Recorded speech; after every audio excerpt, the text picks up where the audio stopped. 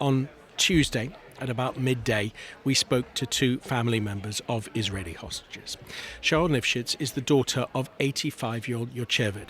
Yocheved, her mother, was freed by Hamas earlier in October, about a month ago. I don't know if you saw that footage of her and another elderly hostage being escorted away to a jeep.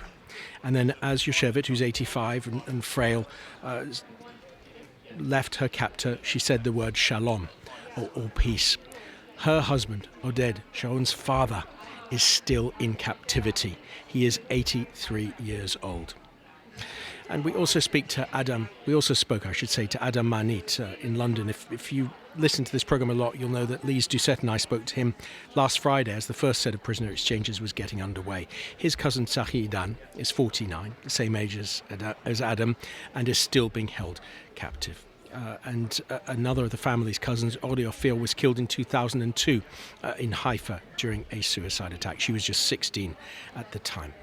We got Adam and Sharone together on the phone line, and I began by asking Sharone how her mother, Yocheved, freed a month ago, how she was getting on. Physically, she's well. She's independent, totally independent. She's in good spirit. She's very concerned as everybody and part of the community. Today we learned about Ravid Katz that we thought was hostage and was confirmed dead, so we cannot have a body for him. So she's very much also part of that and the fight to bring them all back home. And, my father is still there. Many of her loved ones are there. My father is 83. He's one of the founding members of the kibbutz. He lived there all his life. He is a peace activist. Very recently, we learned from one of the returned hostages that he is alive in Gaza. And we also daily from the returned hostages learning how impossibly difficult the conditions are there, how badly treated, especially the elderly people, and that there's no medicine. And my father depends on his medicine. So we are very, very worried sick. I cannot describe it. Waiting for him to be released. We live from one day to the next to the list to see whether the miracle will happen. And on these first exchanges, it has been women and children. And so your father won't be on these first exchanges. And is he the kind of person who has the strength to keep going through captivity? I think my father is very strong, but he's 83. He's got complex medical needs. He was injured. Our sole interest at the moment is to extend the ceasefire for as long until all the hostages come back. And obviously, children should be first. There's no doubt about that. We all united behind that. But after them, the elderly people, the people for whom every day matter. We have Elma, who came back 3 days ago, and she's in critical care simply due to neglect, simply due to the fact she did not get her medicine. We have a much more nuanced picture of the conditions there, and they vary, and some of them, all of them do not support life, but some of them are absolutely the end of somebody who is frail's capacity to survive. Let's bring in Adam Manit, your cousin Tzachi Idan, who's 49, is in captivity. And Adam, you and I spoke on the day of the first prisoner release on the 24th of November. How have your emotions been during this release of women and children, knowing, of course, that your cousin would not be part of this first release? James, when we spoke last week, it was difficult to convey in words the sort of emotions that I was feeling, and I think most Israelis were feeling. Because, of course, we're happy that any hostages are being released, especially the children, especially the elderly, the frail, the ones who need medical attention should be getting priority. Our demand has always been all the hostages need to come home. And I know Tzachi would also be the kind of person who would let other people go first, because that's just the kind of person he is. But obviously it's a real concern because the longer he's there, the longer the adult men and the soldiers are there, the more precarious their future. We hope, we pray. It's agonizing, the kind of water torture effect where you're getting this drip of hostages every day, tantalizingly close to being reunited with your loved ones, but they're just not going to be on the list. And you have to wait the next day and so on. But of course, feeling absolute joy for the families who are being reunited, but also those families too. Many of the stories that they're coming back and finding out loved ones of theirs have been killed or are still Yeah. hostage. And so there's an extra trauma that's ongoing for them too. I was just reading about how Emily Hand, a 9-year-old girl who was recently released, she can't speak because she's been so used to whispering for fear of making a sound that she's just only whispering. And she thought she was there for a year. She didn't know how much time passed. So could you imagine what that must be like for a 9-year-old to go through? Sharone, have other families turned to you for the fact that your mother came back more than a month ago, and you've been in this process of helping her to deal with the release and, of course, with the continued worries about your father? Yeah, my mom has been very focused on helping and preparing, and had a lot of conversation with the Ministry of Health and other governmental and bodies and the Mate of the Hostages Bureau to prepare. It's unprecedented, and the complex needs are just slowly surfacing. You know, some were subjected to worse torture than others. Nobody was in conditions that can be named humane, and people are different, families are different. Some people come back and now they're being told that the brother is gone, and it's just, you know, our homes are burnt down. We are homeless in our own country. These are very elderly people trying to find a life. And they, you know, they're part of uprooted communities. These are whole communities that cannot go back. My whole kibbutz cannot go back. So it's amazing to have them back with their families and community. But we must remember they don't have their homes, and they've lost so many. It's a small community. We have 30 dead. 1 in 4 in my community is murdered, hostage, or absent. So it's very hard to describe. Our most important is to now extend the ceasefire and get more and more people out, and then get a deal that returns all the hostages. Israel has a moral duty. Everybody must work together to return the hostages. Sharon, do you sleep through the night at the moment? I go to bed very late, and then I fall asleep, and then I wake up, Yeah. and then I remember. I think all of us, our bodies respond to it differently. It's 52 days. I thought my parents were both passed away and then were murdered. And then my mom came out of the earth one day, and that was incredible. And she told us my father was injured. And so we thought that he was gone, and now we know that he's there, but we also know so much more about how horrendous the conditions are and how scary it is. And I think this is part of the kind of torture that the 7th of October was designed to do. Our people, they are held captive by these people. Sometimes they are kind, sometimes they are horrific, but altogether, this is a situation that is impossible to comprehend. And Adam, your own family has gone through its own grief in past cycles of this conflict. Of course, I'm thinking about 2002, when your cousin Oli was killed in a suicide bomb attack in Haifa. Yeah.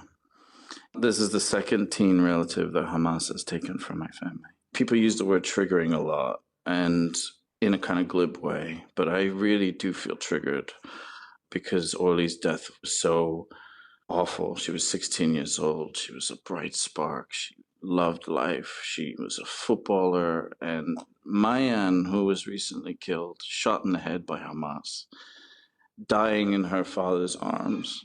She was very like Orly. She loved life. She was just having her first taste of adulthood. She had just celebrated her 18th birthday. The balloons from her party were still up in the house. She loved playing volleyball. There was just a whole future ahead for her, and Hamas stole their futures. in the most brutal way. It's all well and good to say we need ceasefires, this and that, and of course we're going to do it for the hostages, but once they're released, we can never live with Hamas on our doorsteps again. They are just such an existential threat to our families. In the round of releases involving women and children from the 24th of November onwards, the exchange has been for Palestinian female prisoners and Palestinian minors under the age of 18. If it comes to further negotiations, Adam, for your cousin Sahi, and Sharone for your elderly father Oded, if Hamas demands the release of not women and children in the future, but of some of its own commanders, how would you address that in your mind, Sharone? Look, I think that Israel has, it's abandoned its people on the 7th of October. My community, my father, and the community still, after all this return of hostages, we still have 49 hostages. So we cannot survive without them. We simply, as a community, we have to have them back. Israel must return its citizens home and then return the soldiers. We have no other option. That's my feeling. I don't feel Israel can ever be a country if it does not return its people back. We need to separate between the Palestinian people, hard as it is, and the Hamas. I think that these people that came over and did what they did and killed over 1,200 people and subjected thousands to the most horrific crimes. These people, they just go home. They're not nice people to their own people. So we need to say Hamas is a terrorist organization or a horrific terrorist organization. This is the nature of this act.